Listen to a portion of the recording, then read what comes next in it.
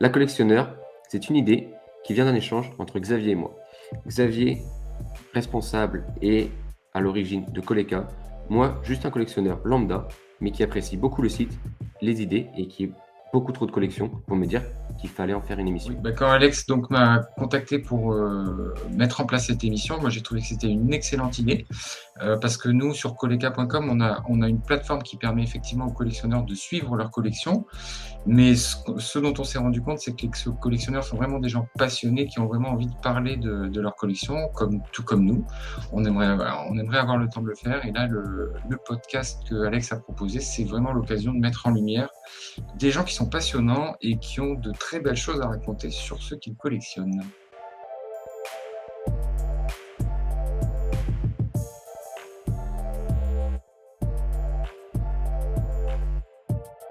Revenir sur l'historique de Star Wars, on va pas faire l'histoire des films de l'univers, c'est pas la peine. Je pense qu'il y a plein de moyens de le trouver autrement.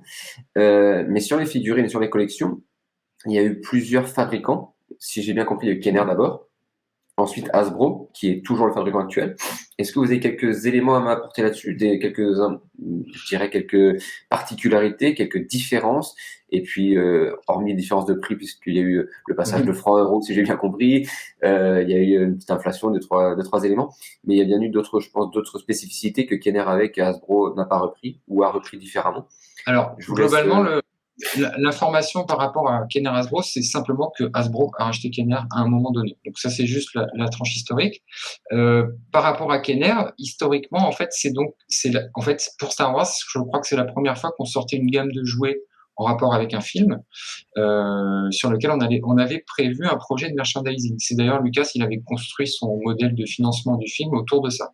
Il a pris le pari de dire, je me paye pas sur le film et moi je me financerai sur le merchandising. Et Kenner a joué le jeu à fond et ils ont pris le pari de dire, nous on va te sortir des figurines. Et donc historiquement, même ce qui était rigolo, c'est que, si vous me coupez si je dis des bêtises, hein, mais c'est que la première vague qui est sortie, en fait, ils vendaient un carton plat. Il y avait rien dedans. Ils disaient, quand les jouets sont prêts, vous les aurez. Et à Noël 77, les enfants aux États-Unis ont reçu un carton qui leur disait, un jour, mon enfant, tu auras des jouets. Mais c'est pas aujourd'hui. Et donc c'était un peu le truc pourri parce qu'ils étaient à la rue au niveau de la production. Et finalement, donc c'était les fameuses 12 premières figurines qui sont sorties. Donc les basiques, hein, c'était Luke, Leia, Vador, C3PO, R2D2 et compagnie.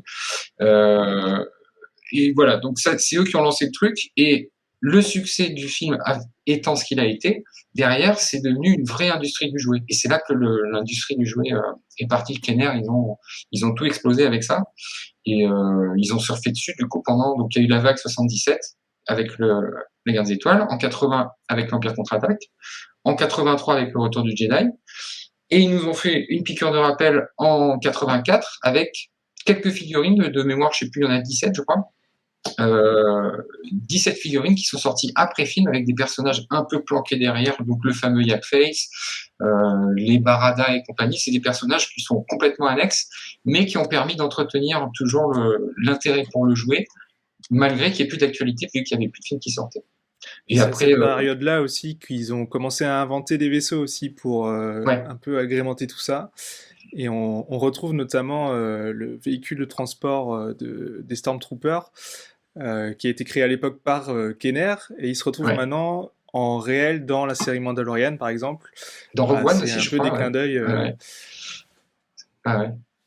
Non, mais c'est ça. Donc, ils ont initié beaucoup de choses. Et effectivement, ils ont sorti plein de petits vaisseaux et ce qu'ils appelaient les mini-rigs à l'époque. C'était des trucs, des vaisseaux qui étaient, je sais pas, ils devaient faire peut-être, enfin, vraiment à l'échelle pour contenir un personnage. Et globalement, ils servaient à rien, ces trucs. C'était pas très beau. Ça sortait pas d'un film. Ça avait pas d'utilité. C'était juste un objet à vendre pour des enfants. Voilà.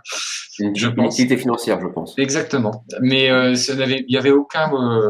Enfin, il n'y avait pas de valeur ajoutée réellement, quoi. Mais bon, effectivement, quand on collectionne, il faut qu'on les ait, ces petites choses.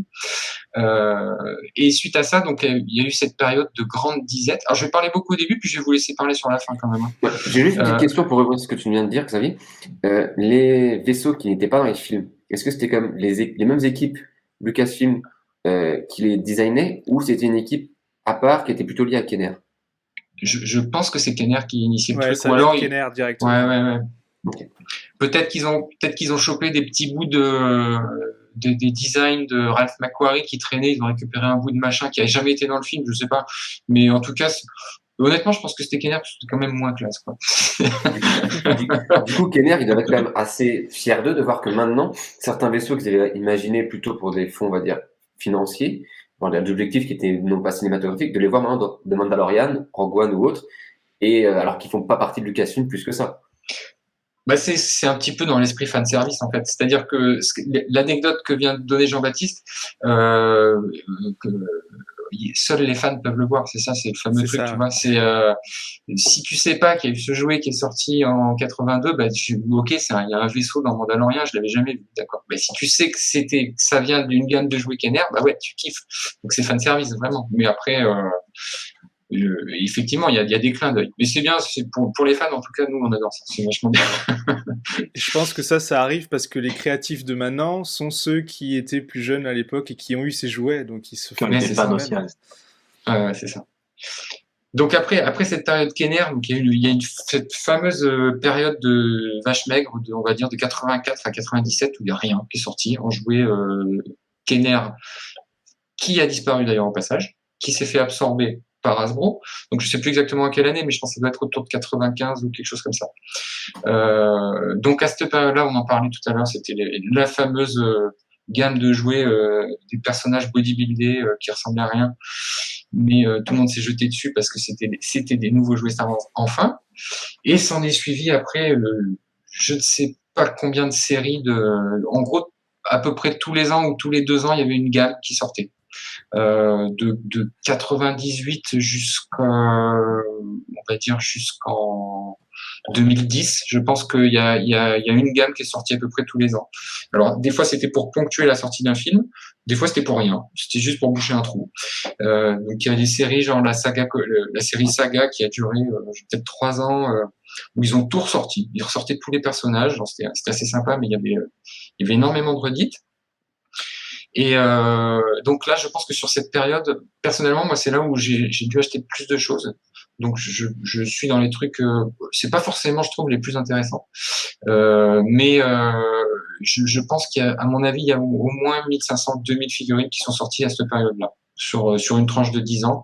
Je parle uniquement de l'échelle 3,75, donc c'est les 10 cm à peu près, entre 10 et 12 cm. Sur toute cette période-là, on avait que 2 échelles. En fait, il y avait la série des 3,75 et il y avait une autre échelle qui était les poupées de 12 pouces, qui ont été lancées déjà aussi par Kenner au départ dans les années 70 et qui ont été prolongées. Alors après, il y en a eu beaucoup moins, mais il y avait quand même l'échelle 12 pouces. Et on va en arriver à cette fameuse période charnière de 2010, on va dire début entre 2010 ou 2014, où on est arrivé sur les gammes Vintage Collection et Black Series, où là, donc Hasbro a lancé une nouvelle échelle, c'était les figurines 6 pouces avec la gamme Black Series 6 pouces, et ils ont prolongé le plaisir, on va dire, des vieux fans que je suis, en lançant la série Vintage Collection sur lesquelles il n'y a pas de logo Hasbro, mais il y a un logo Kenner, puisqu'ils avaient le droit de l'utiliser. Et donc, ils ont sorti ces figurines. Les nouvelles figurines sortent maintenant avec le logo Kenner et dans un emballage qui est très, très proche de ce qui se faisait dans les années 70. Donc, c'est quasiment le même, en fait. Voilà. Et c'est à ce moment-là que je vais transmettre la parole à Jean-Baptiste et Cyril pour qu'ils nous parlent de ces fameuses gammes qui sont toujours en cours. Vas-y Cyril, je t'en prie. Donc on va parler peut-être un peu des Black Series. Donc avant 2012, donc il y a quand même des chargés d'études de la nouvelle gamme que Hasbro pourrait proposer. Alors la 6 pouces, c'est pas anodin. Hasbro en a déjà sorti, je crois que c'est sur du Marvel Legends Series, je crois en 2010. Et qui marchait plutôt bien, c'était très articulé, plus que ce qu'on avait déjà auparavant. Et du coup, ils décident de faire une nouvelle gamme Black Series. Alors au départ, ils savent pas trop comment faire les nouvelles boîtes, ils savent pas comment ça va se produire, ils cherchent un peu, ils tâtonnent, ils essayent de faire encore le modèle de carte, donc avec une carte en carton plus la fenêtre par-dessus. Et au départ, c'était une couleur par figurine. Puis une couleur par figurine, je pense qu'ils se sont rendus compte qu'avec beaucoup de figurines, ça va être compliqué. Donc ils sont quand même restés sur le orange. Alors le orange, c'est pas anodin, c'est vraiment la couleur en fait de la tenue de Luke Skywalker.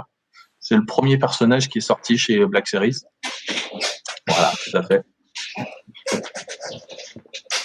Donc ils ont lancé cette nouvelle gamme avec leur boîte orange. J'en ai une.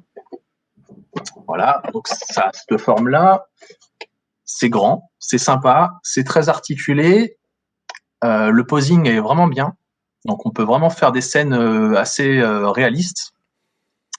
Mais le problème arrive avec les grands personnages.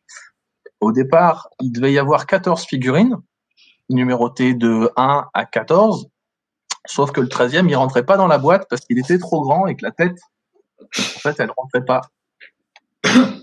Et ce personnage, c'est lui.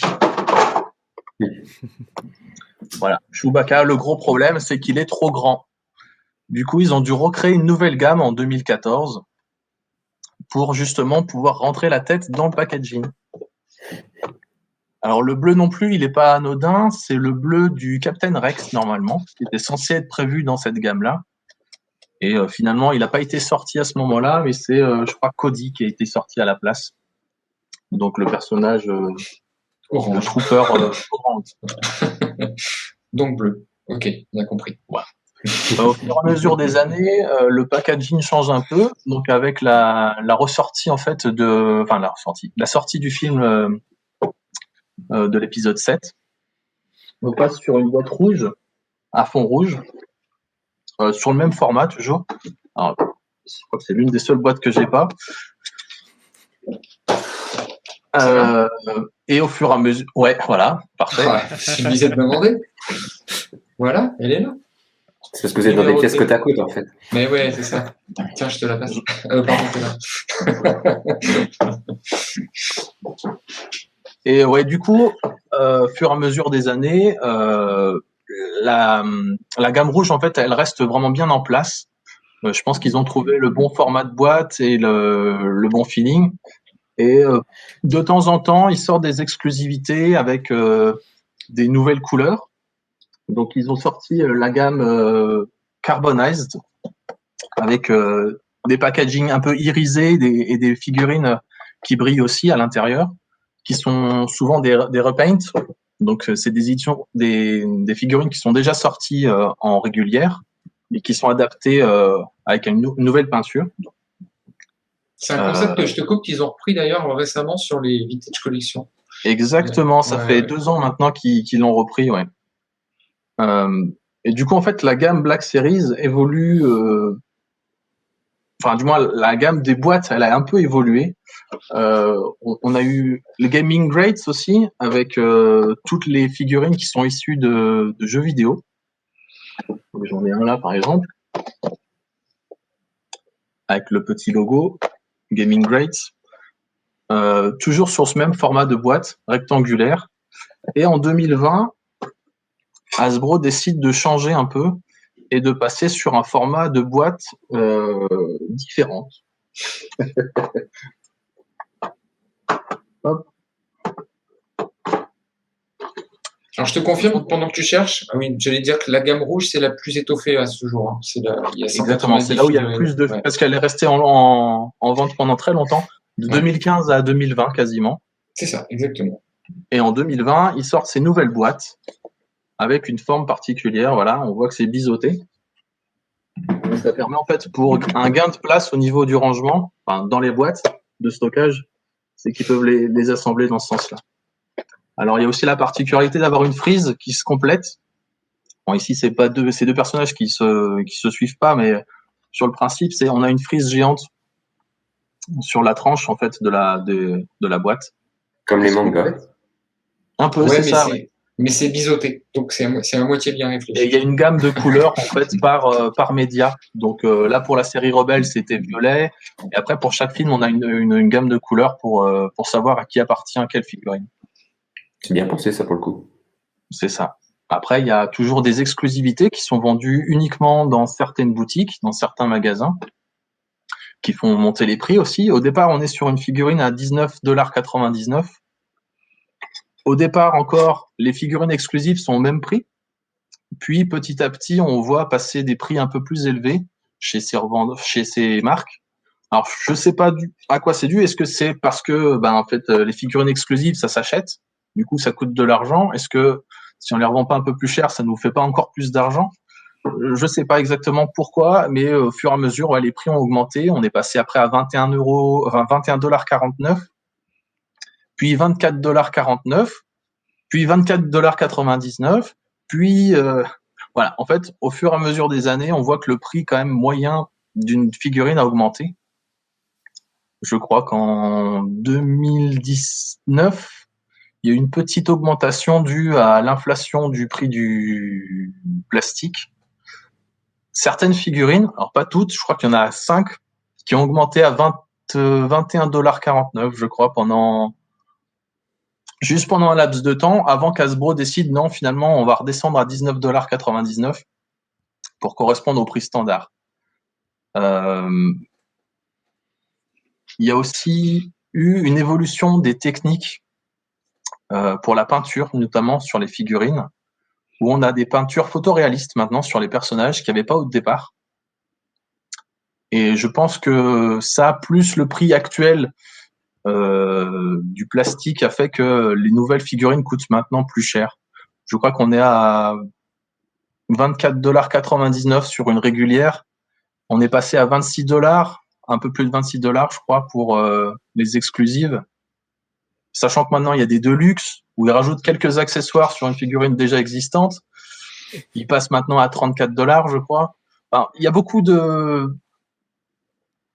Enfin, on va dire qu'Hasbro a trouvé le merchandising assez intéressant et du coup, ils nous proposent souvent les mêmes figurines avec de nouvelles peintures pour réutiliser en fait les moules, j'imagine, pour rentabiliser un peu tout ça. Donc, on arrive quand même à une gamme Black Series qui est assez vaste, mais avec quand même pas mal de réutilisation de personnages. En nouveauté, il y en a pas énormément. On est beaucoup sur de la réutilisation. Là, toutes les figurines qui sortent sont, je crois, toutes déjà sorties. Enfin, le personnage est déjà sorti. Donc, il n'y a plus vraiment de grosses nouveautés. Peut-être les Bad Batch, peut-être, qui seront nouveaux, mais... Oui, voilà, qui sont tirés de la nouvelle série ou de Mandalorian, peut-être. Ouais. Donc, mais oui, après... Voilà. Il y a encore un Vador, tiens. De quoi? Il y a encore un Vador en Black Series Color Box, hein. Voire 2, je crois qu'il y en a 2. Alors, ouais, je peux même te sortir la liste complète des Vador si tu veux. Bon, je vais te dire ça, je crois que j'ai mon petit tableau aussi. Ouais, non, mais je plaisante, je sais qu'il y en a tout le temps, c'est le... Il n'y en a pas tant que ça au final, hein. Il y en a 7, je crois. Sur Black Series? Ouais. Ah tiens, d'ailleurs, anecdote assez intéressante. Au départ, les Black Series étaient copiées par des Chinois. Et du coup, il y a eu beaucoup de contrefaçons sur les premières vagues, les oranges et les bleus. Très peu sur les suivantes, parce que ça devenait trop compliqué, j'imagine, à copier. Du coup, ouais, ma première Dark Vador que j'ai achetée, c'était une copie. Donc, ouais, j'en ai fait les frais, et tant pis. Je l'ai racheté après en vrai, et ouais, j'imagine qu'il faudra qu'on fasse un point sur comment repérer les fausses des vraies un peu plus tard. Alors moi, en Black Series, parenthèse, moi, j'en trouve 16 de Vador. Je te le dis. Si tu rajoutes les Hyper Real, les Black Series, comment ça s'appelle, Centerpiece et compagnie, ouf. Oui, d'accord, oui. Ah ouais, il y en a. Hein. J'en ai vu, d'ailleurs, moi qui suis newbie, justement, qui suis beaucoup moins connaissant sur ce sujet. J'ai même vu un des derniers, je pense, je crois que c'est un Black Series avec la Force, je ne sais plus quoi, Force Awakens, je crois que c'est d'ailleurs, où en mettant sa main devant, il réagit le personnage. Et c'était Vador qui avait effectivement. C'est ça. Je le vois tout à fait. Mais il fait pas son jogging. Attendons Noël 2022. Donc ouais, donc la gamme Black Series, elle continue encore à récupérer aussi des anciens packaging. Les premières, c'était pour l'anniversaire que je dise pas de bêtises, des 40 ans de Star Wars, du premier, Un Nouvel Espoir, où ils ont ressorti en fait tous les personnages qu'il y avait chez Kenner à l'époque, les mêmes, les 12, et ils les ont ressortis en version Black Series 6 pouces. Et ils ont aussi ressorti d'ailleurs le fameux carton. Ouais, exactement, avec la figurine Darth Vader. Ouais. Suite à ça, en fait, les blisters à cartes se sont un peu plus répandus. Et comme en 2000, je crois que c'est 2019, il y a eu Hasbro a compris en fait que sur le marché parallèle, les prix des figurines s'envolaient. Les toutes premières figurines comme Luke en tenue de pilote coûtaient presque 10 fois le prix. Ils se sont dit on va ressortir ces figurines-là, mais en version archive, pour justement refaire baisser les prix et les revendre à prix décent. Et du coup, il y a cette gamme-là, justement, avec le côté archive. Voilà, Luke. Donc, ils ont décidé de ressortir ces figurines-là. Donc, on voit le packaging original, l'année de sortie. Et ça a permis aussi aux fans qui n'avaient pas réussi à avoir ces figurines-là à l'époque de pouvoir se les acheter à prix correct. Et est-ce que c'est exactement la même figurine ou pas? C'est exactement le même moule, oui. D'accord, ok. Il n'y a pas eu de différence. Alors, sur les récentes, je crois qu'ils ont refait le travail au niveau de l'impression photoréaliste. Alors, par exemple, c'est juste pour montrer un exemple de résultat du rendu, en fait, sur un personnage, comparé à autrefois où ça, c'était Han Solo. Voilà, c'était pas un peu grossièrement, avec les yeux basiques, en fait, un point noir, alors que les nouvelles, beaucoup plus détaillées, avec ombré. Donc j'imagine que c'est vraiment la nouvelle, le nouveau, enfin je sais pas comment on dit, la nouvelle peinture photoréaliste en fait sur les nouvelles figurines à archives qui a été ajoutée. Ouais. La technologie qui va avec. C'est ça. Après Black Series, ça se redécompose en plusieurs sous-catégories. Donc on a les archives, Gaming Grades que je vous ai montré tout à l'heure. Il y en a certaines pour les parcs d'attractions. Donc c'est Galaxy Edge avec les personnages qui sont issus justement des parcs d'attractions américains. Je crois qu'il est même à Paris celui-là maintenant. Je me demande si je l'ai pas vu en défilé il y a un an. Ah peut-être, ouais, sûrement, ouais. Okay. Et donc voilà, ils ont décliné pareil en 2019. Les figurines sont arrivées en First Edition, donc avec des boîtes blanches, pour dire que c'était les premières éditions sorties sur cette figurine-là. Et il y a eu aussi la Carbonize, donc que je vous ai montré tout à l'heure, un peu irisée. C'est vraiment les mêmes moules, à peu près les mêmes peintures, sauf qu'il y a un après ou un vernis par-dessus qui est supplémentaire, juste pour revendre la figurine un peu plus cher. Et je pense qu'on a fait à peu près le tour, là, je crois. Moi, j'ai une question pour toi. C'est que en fait, au départ, il y avait aussi des 3 pouces 75 sur Black Series. Oui, sur les premières éditions, oui. Et est-ce qu'il y a des histoires à raconter là-dessus? Comment ça se fait qu'ils ont arrêté? Parce que alors, ils se sont arrêtés parce qu'il y avait... qu'il n'y en a plus. Ouais, ils se sont arrêtés parce qu'il y avait trop de confusion entre les deux. Et que, avec Vintage Collection ou avec... Non, avec les Black Series. Parce que ceux qui voulaient acheter les Black Series achetaient au visuel, mais ils se trompaient souvent. C'était vraiment les mêmes boîtes. Moi qui les références aussi, je me trompais souvent. C'était effectivement les mêmes boîtes, mais plus petites. C'était compliqué. Non, il y a eu trop de similitudes et trop de tromperies, en fait. Et je pense que sur le marché américain, comme on peut tout dénoncer, il suffit qu'il y ait plusieurs acheteurs qui se soient plaints auprès d'Hasbro parce que ça ressemblait trop, il y avait trop de confusion. Je pense que ça a arrêté la gamme comme ça. Ouais. En fait, ce qui s'est passé au niveau des petites, enfin, à l'arrivée des Black Series, l'envie de Hasbro, c'était de sortir des jouets un peu plus haut de gamme. Et c'est ce qu'ils ont donc fait avec les 6 pouces et les 375 qui étaient donc avec plein de points d'articulation. Ouais, c'est ça. Et en parallèle de ça, sur les 375, ils ont ressorti des figurines plus jouets avec seulement 5 points d'articulation comme ils faisaient sur les Kenner. Et ça a commencé avec les Saga Legends. Et en fait, en parallèle, il y avait donc les simples et les Black Series qui étaient haut de gamme. Et donc, il y a eu cette confusion au fur et à mesure. Et ils ont fini par, en fait, arrêter cette vague Black Series en 375. Ils ont fait les simples 5 points d'articulation sur les films. Les sorties de collection autour des films, c'était des figurines très basiques. Et finalement, c'est les Vintage Collection qui sont revenus pour le haut de gamme en 375. Donc, ils ont rééquilibré comme ça les gammes. Et pour finalement s'arrêter carrément sur les gammes simples. Maintenant, il n'y a plus que le vintage. Et les rétros, ça on n'en a pas encore parlé. Et maintenant, il y a la Retro Collection, où là, c'est vraiment le clin d'œil au Kenner, où ils ressortent des figurines simplifiées comme étaient les Kenner. Ils ont ressorti la gamme d'ailleurs complète, je crois, de la première vague des Kenner. Le rétro, ouais. Il me semble que c'était l'idée à la base.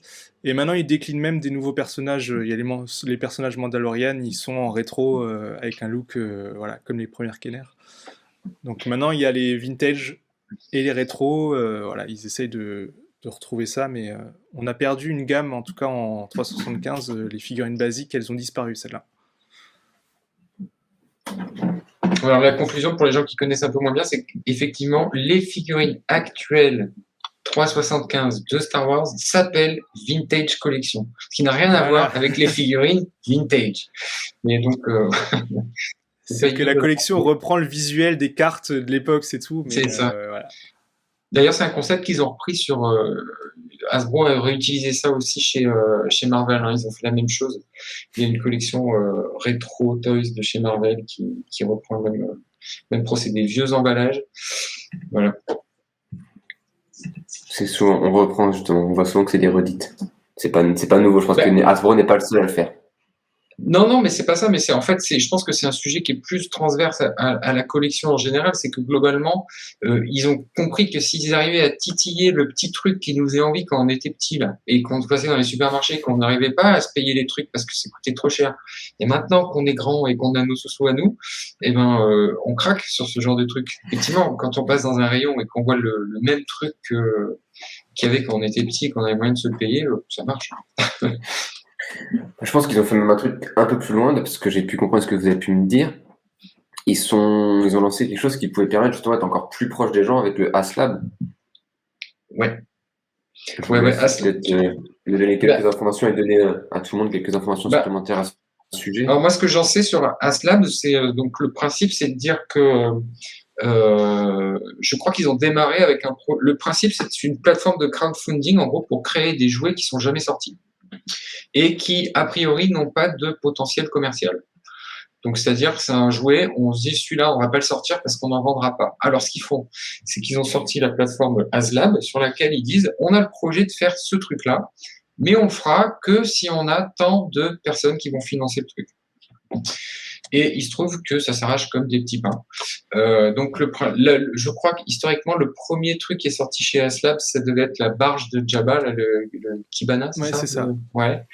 Et donc le principe, c'est que la barge de Jabba, elle était déjà sortie pour les figurines 375, mais en gros, elle était grande. Je me mets dans la caméra. Elle était grande comme ça. C'est-à-dire que c'était pas du tout à l'échelle des personnages. Et là, ils se sont dit, on va la faire à l'échelle des personnages. Donc à ce petit jeu-là, le vaisseau en question, donc on en revient sur le fameux sujet des vaisseaux qui sont problématiques. Le vaisseau, je crois qu'il mesure 1m70 ou 1m80, je ne sais plus. Je crois que c'est quelque chose comme ça. Ouais.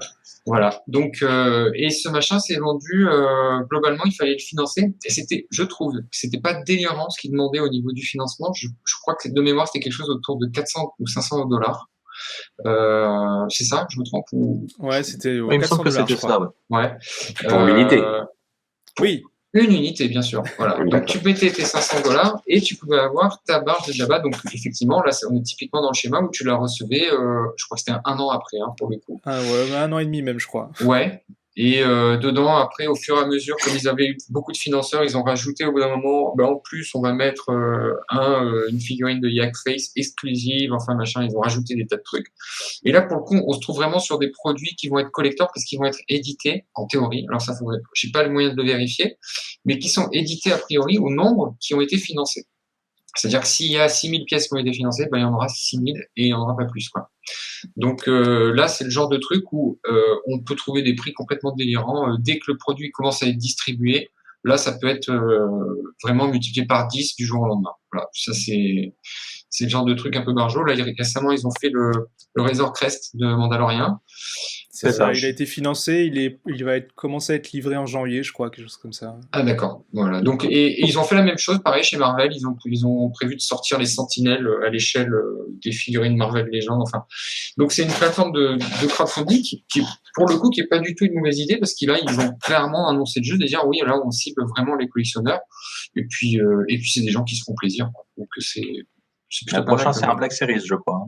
Ah. Oui, alors a priori le prochain, ça sera un Rancor, donc à l'échelle 6 pouces. Ouais. Ah.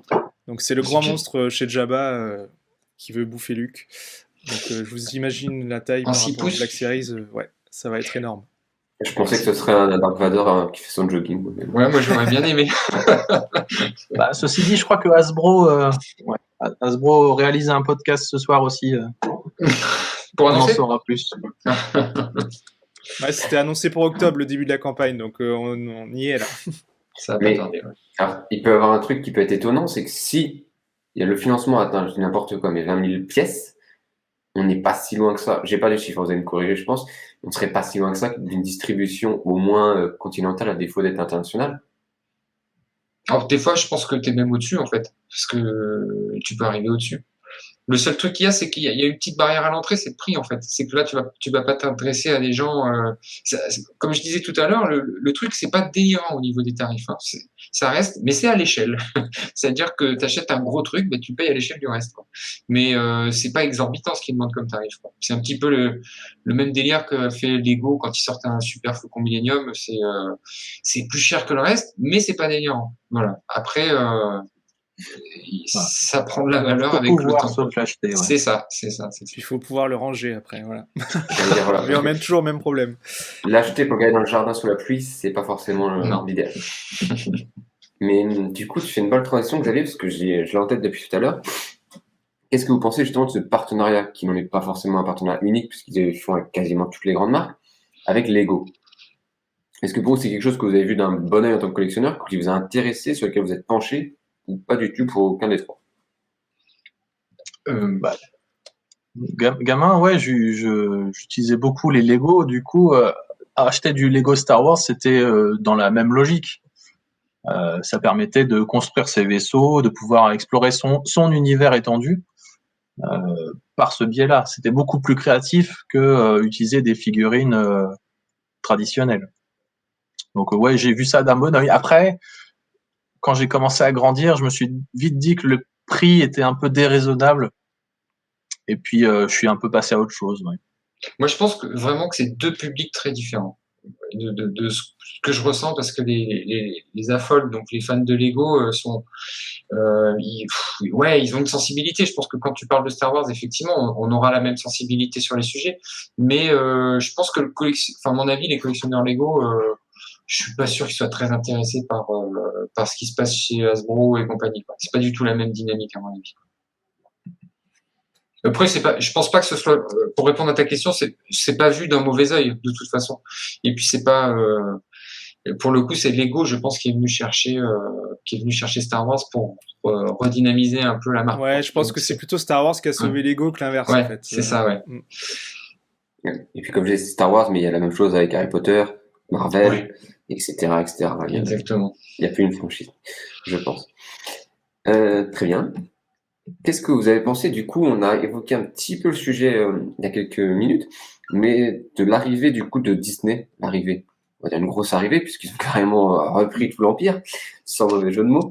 Est-ce que ça a impacté la vision par rapport à Hasbro, aux collections, aux jouets et même aux éléments plus des nouveaux personnages, puisque du coup, ça a forcément impacté la ligne directrice au niveau des films et de l'univers. Mais est-ce qu'au niveau des jouets, ça y a eu un impact réel, et au niveau des collections, est-ce qu'il y a quelque chose que vous avez remarqué lors de cette fusion-acquisition? Ouais, Jean-Baptiste. Ouais, il y a eu pas mal de choses qui se sont passées depuis le rachat de Disney, mais j'ai l'impression que c'est plus le marché global de la collection qui a évolué que vraiment une influence du groupe Disney qui a bougé les choses. Là où ça a eu un impact, c'est à la sortie de l'épisode 7, parce que là, ils y sont allés à fond les ballons et il y en a eu dans tous les sens. Et je pense que ça a un peu étouffé Hasbro au début, parce qu'ils ont sorti vraiment plein de persos et plein de persos secondaires où ils savaient même pas qui c'était, parce que voilà, on connaît Abrams et son culte du secret. Il y a des personnages secondaires qui en fait apparaissent même pas dans le film, ils ont été produits en masse. Coupé, ouais. Et donc ça a eu une influence parce qu'ils ont noyé le marché et on s'est retrouvé avec des produits épisode 7, en tout cas en France, pendant des années. Et en fait, moi, où j'ai vu un changement, c'est sur justement après les sorties sur les autres films. On a eu moins de produits, la gamme était plus réduite et ça a fondu de plus en plus, et au point où finalement l'épisode 9, on n'a quasiment rien eu en fait. Oui. Il y a très très peu de figurines, même sur les Black Series, où on aura vraiment très très peu. Ouais. C'est par rapport à l'erreur, vous pensez justement de ce surplus, de ce trop de l'épisode 7, que du coup il y en a eu si peu à l'épisode 9, à 8 du coup et 9 ensuite, ou juste un changement de direction et de réflexion? Moi, je pense que c'est un point de vue, mais c'est une hypothèse, mais je pense que l'épisode 8 a fait mal, en fait. Il y a eu, je prends pas parti, hein, mais il y a eu beaucoup de dissensions au niveau des fans et tout, par rapport au traitement qui a été fait de ce film, et je pense que il y a pas mal de monde qui a pu à un moment donné peut-être un peu quitter le navire à ce moment-là. Et peut-être qu'il y avait moins de public à ce moment-là, peut-être pour le jouer, où effectivement c'était le moment de faire un peu le dos rond et de dire on va laisser passer la tempête. Et effectivement ils ont bien fait, parce que derrière il y a eu Mandalorian, il y a toutes les séries qui vont arriver et compagnie qui sont des réussites. Mais c'était peut-être une période où il valait mieux pas trop la ramener, je pense, pour éviter d'étouffer effectivement et de faire l'overdose pour les gens, parce qu'il y a eu un traitement un peu particulier à cette période-là, je trouve. C'est une hypothèse. En tout cas, ce qui est sûr, c'est qu'on n'aurait pas pu absorber 3 fois l'épisode 7. Quoi. Là, c'était non. Après, pour la gamme Black Series, je pense que l'engouement justement du développement de cette gamme-là a été fait avec le rachat de Disney. Disney, c'était en 2012, je crois, et les premières séries de Black Series, ça arrive en 2013. Donc, je pense que Hasbro a senti le filon et s'est dit, bon, bah, il y aura peut-être moyen de faire quelque chose d'autre. Du coup, on va produire ces nouvelles figurines pour avoir un nouveau marché et des nouveaux collectionneurs pour cette gamme-là. Ce qui a plutôt bien marché. Donc, il y a quand même eu un lien, voilà, il y a quand même un impact qui était, du coup, pas anodin, puisque la série a été clairement mise en place avec ce timing en tête. Oui, c'est ça. Ouais. Au moins dans un coin de la tête. Ouais. Et techniquement, ce qui est sûr, c'est que ça complexifie les schémas de communication entre Hasbro, Disney et tout. Et je pense qu'il y avait peut-être plus de liberté avant au niveau de ce que pouvait faire Hasbro, que là, j'ai l'impression qu'ils sont plus tenus. Alors, je pense, ça se voit pas trop sur les produits, mais dans leur fonctionnement, j'ai l'impression que c'est plus compliqué. Et je pense qu'ils doivent tous être validés par plus d'étapes de validation. C'est ça. Ouais. C'est ce qui paraît cohérent. Et je vais juste finir, j'en ai parlé en off tout à l'heure, donc je vais quand même en reparler rapidement sur le lien avec Disney. Il y a des choses qui ont changé. Ma petite blague, c'est que ce genre de produit, en fait, c'est un crossover Cars Star Wars, donc voilà. Ça se fait plus, en fait, depuis le rachat. C'était des choses qu'on trouvait dans les parcs avant, à Star Tour, en fait, et depuis le rachat, ils ont arrêté ce genre de produit. Il y avait aussi tous les personnages de Disney en tenue de Star Wars, en figurine, fait par Hasbro d'ailleurs, je crois aussi. Ouais. Et Mickey. Et pareil, voilà, c'est ça, ouais. Et pareil, tout ça, ça a été arrêté en fait, alors qu'on aurait pu imaginer que. À l'inverse. Ouais. Mais en fait, voilà, ils ont vraiment séparé les univers en disant non, Star Wars, c'est protégé maintenant, on garde ça au chaud. Et voilà, ils ont arrêté ce genre de choses. Le seul truc que j'ai trouvé, c'est ce petit. On peut construire des petits droïdes dans les parcs avec les oreilles. Ouais. Voilà. C'est le J'en seul ai truc. Un aussi. Voilà, c'était pour la petite blagounette. Et du coup, par rapport à Hasbro ou Kenner avant, quels ont été pour vous, ou qu'est-ce que vous avez remarqué comme loupé, comme raté, comme anecdote qu'il y a pu avoir sur des éléments un peu différents par rapport aux sorties, soit de Black Series, soit sur les collections précédentes, des noms qui auraient pu être incohérents, des couleurs non appliquées ou étonnantes par rapport aux personnages, voilà, des choses qui vous ont un peu étonné. Jean-Baptiste, tu veux commencer? Non? Oui, si tu veux, oui. J'ai pas connaissance de beaucoup de choses, mais ce qui est sûr, c'est que dans les vintage, les premières figurines, il y a eu des choses, notamment des personnages secondaires qui avaient pas du tout de nom en fait à l'époque, dont le fameux Yak Face. Hein, c'est pas son nom en fait, hein, c'est pas une tête de Yak. Hein. Il y a aussi le Pink Face dans le même genre, qui est un soldat rebelle de l'épisode 6, voilà. Et ils ont surnommé comme ça des persos par rapport à leur physique. Mais c'est devenu, dans le langage des collectionneurs, on sait de qui on parle, mais dans l'univers, ça n'a aucun sens. Hein. Le Squidhead. Après, chez Hasbro, en Power of the Force, non, c'était pas Power of the Force, je sais plus quelle gamme c'était, où ils avaient déjà inversé 2 noms de figurines. C'était Forlum et Zucus, là. Ouais, c'est ça, voilà, le droïde assassin et l'autre chasseur de primes. Et du coup, ils ont réitéré cette inversion-là chez la Black Series, avec ce pack justement 40 anniversaire des 40 ans, avec l'inversion des 2 noms. Voilà, donc ils ont gardé en fait cette erreur-là, tout comme la veste bleue de Han Solo alors sur Hot. Selon certains points de vue, on voyait que sa tenue était soit bleue, soit marron. Et ils avaient déjà sorti cette tenue bleue chez Hasbro. Ils l'avaient ressortie en Black Series dans la gamme bleue, avec le Tauntaun, je crois. Et à la réédition, en fait, pour l'édition collector je crois que c'était la San Diego Comic Con de 2018 ou 2017, je crois. Ils ont réédité cette figurine avec cette fois-ci la veste marron, en marquant un petit nota quand même, comme quoi autrefois elle était bleue, maintenant elle est marron. Donc on a fait la correction. Il y a quand même une autodérision là-dessus sur ces erreurs-là qui ont pu être faites. Mais après, de nos jours, on retrouve surtout beaucoup de fautes de frappe. Luke Skywalker avec un K en trop, ou un L mal placé, ou un Y absent même. C'est déjà arrivé plusieurs fois. Alors ça fait pas vraiment augmenter le prix des boîtes, hein. C'est plutôt des erreurs typographiques. Ou la dernière en date, je crois que c'était la figurine de Jackson, c'est un lapin, où la traduction française a été erronée. Elle fait 15 cm, apparemment. Le personnage ferait 15 cm. Alors qu'en allemand, elle fait 1m83. D'accord.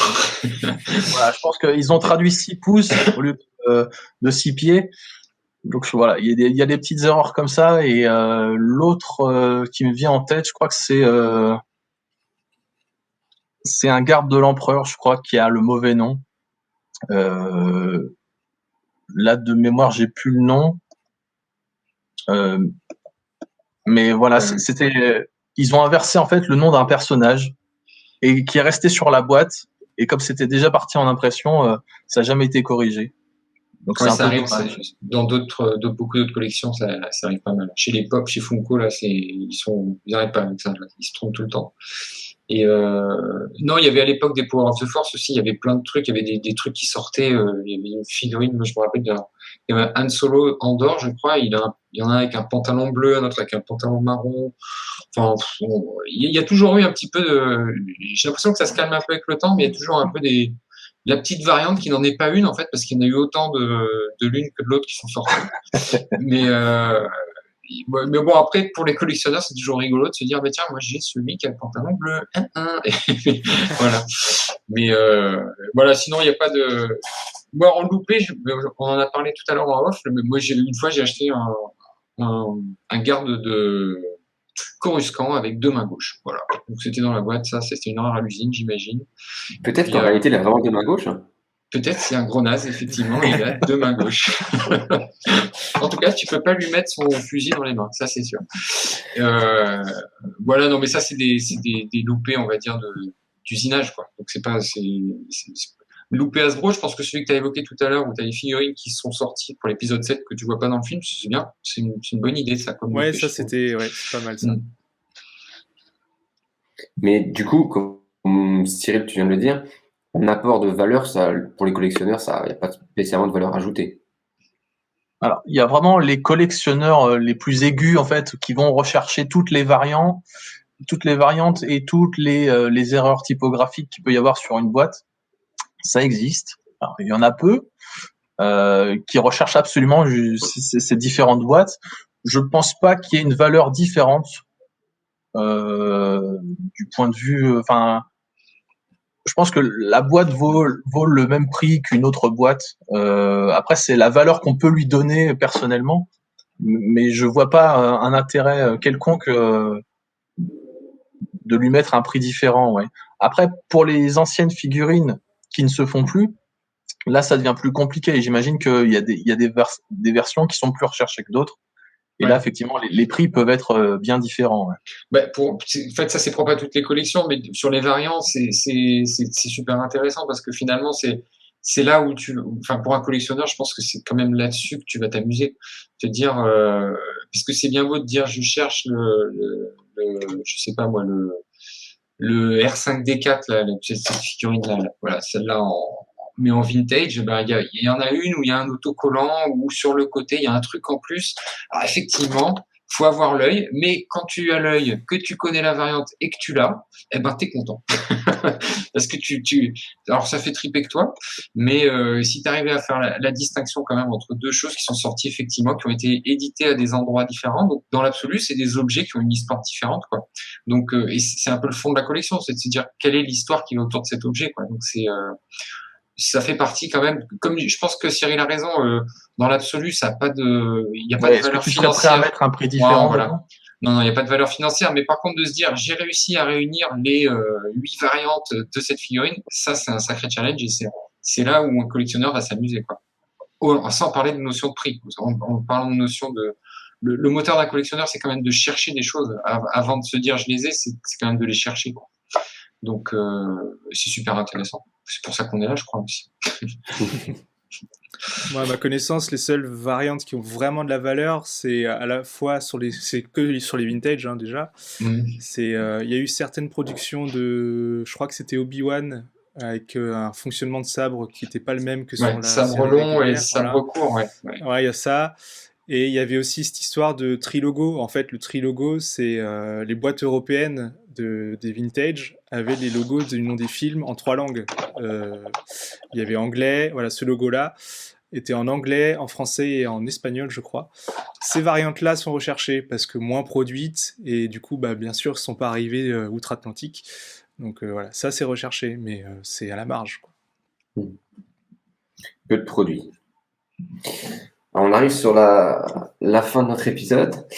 Il me reste 2 petites questions. La première, c'est est-ce que, en plus de votre collection actuelle qui est déjà a priori très importante, vous avez d'autres collections sur lesquelles vous penchez, ou vous envisagez, que vous avez déjà faites et que vous avez pu arrêter?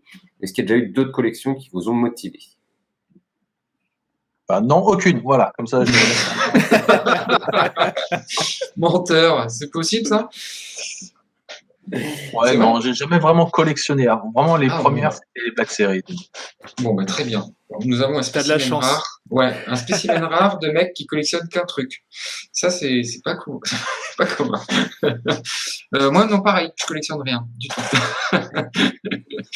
Non, oui, par extension, il y a des extensions naturelles qui se font autour de Star Wars. Il y a tellement de choses qui sont sorties que ça peut vite dériver, quoi. Donc moi, personnellement, j'ai pas mal suivi les BD autour de Star Wars.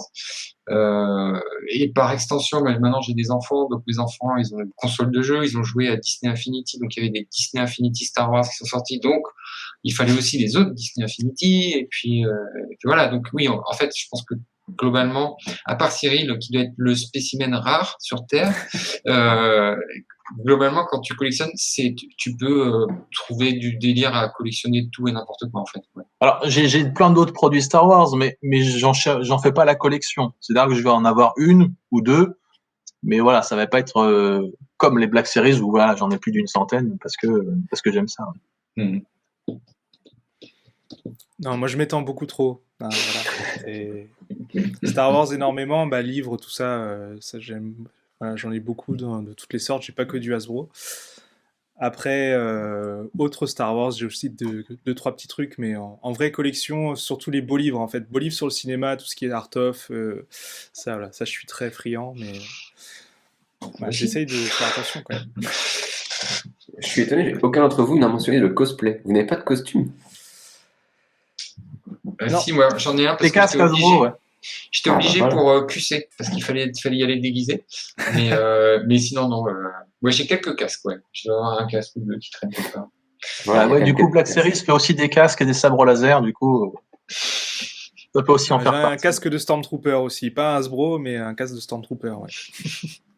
Voilà, comme quoi, il y a quand même quelque chose. En cherchant bien, on peut trouver quelque chose. En plus, c'est bientôt Halloween, c'est parfait. Ouais. Et ma dernière question, qui est plus ou moins une question, c'est du coup, est-ce que vous pouvez rappeler un peu, j'allais dire votre actualité ou l'actualité dans Star Wars Universe, Koleka, dire un peu sur quoi vous êtes actuellement, quel projet et où on peut vous retrouver, comment les gens peuvent vous retrouver, etc. Le site internet. Je pense que Koleka c'est pareil, site internet. Ouais, bon, Star Wars Universe, voilà, on a notre site avec une bonne base de données sur tout ce qui est collection Star Wars. Alors c'est aussi un peu comme l'iceberg, on voit que la partie immergée, mais on a tout un programme derrière pour faire d'autres produits collection Star Wars. Alors c'est encore en stand-by, mais voilà, c'est dans nos projets. On a aussi notre forum pour parler de tout ce qui est collection, etc. Donc voilà, ça sera à peu près tout pour nous. C'est bien déjà. Koleka. Oui, c'est déjà pas mal. Ouais. Ouais. Koleka, nous l'actualité c'est qu'on est en train de lancer un podcast. Alors je vous en parlerai donc. Non, oui, c'est ça fait partie des nouveautés, c'est qu'on s'est dit que ça serait pas une mauvaise idée de parler de collection, parce que là aujourd'hui on a parlé de Star Wars, mais les sujets de collection seront, peu importe le sujet, je trouve passionnant. Alors là, effectivement, quand ça te tient à cœur et qu'on a un affect qui marche bien, c'est passionnant. Mais moi, j'adore quelqu'un qui va me présenter une collection dont j'ignore complètement l'existence, que ce soit une collection de boîtes de camembert ou de stickers de Ashkiri. S'il y prend du plaisir et qu'il y a des histoires à raconter autour de ça, moi, je trouve ça passionnant, peu importe le sujet. Donc, ce qu'on s'est dit avec Alex, c'est que ça serait, c'est d'ailleurs une initiative d'Alex, il faut lui rendre ce qui lui appartient, de dire si on essayait de faire un podcast autour de la collection. Donc on va lancer ça, puis on va voir ce que ça donne, et on espère que ça va perdurer et qu'on pourra faire plein d'épisodes avec beaucoup de choses à raconter. Voilà, et sinon, on a, comme l'a dit Cyril, on a le site internet koleka.com, l'application depuis un an maintenant, l'application Koleka sur les stores, et c'est déjà pas mal aussi. Et une nouvelle collection qui apparaissent fréquemment. Ah, tous les jours. Oui, tous les jours, avec des nouvelles collections dans tous les thèmes. Merci beaucoup à tout le monde d'être présent, d'avoir pu participer, de donner autant d'informations, autant de détails, d'anecdotes, et de m'avoir permis de m'initier à ce nouveau milieu, à ce nouvel univers. Et bravo, c'était brillant. Merci. Merci Alex. Merci à vous. Merci à tous d'avoir suivi cet épisode. N'hésitez pas à nous faire part de tous vos retours sur les réseaux sociaux de Koleka. On attend vos notes sur Apple Podcast. Et bien sûr, on se retrouve bientôt pour un nouvel épisode.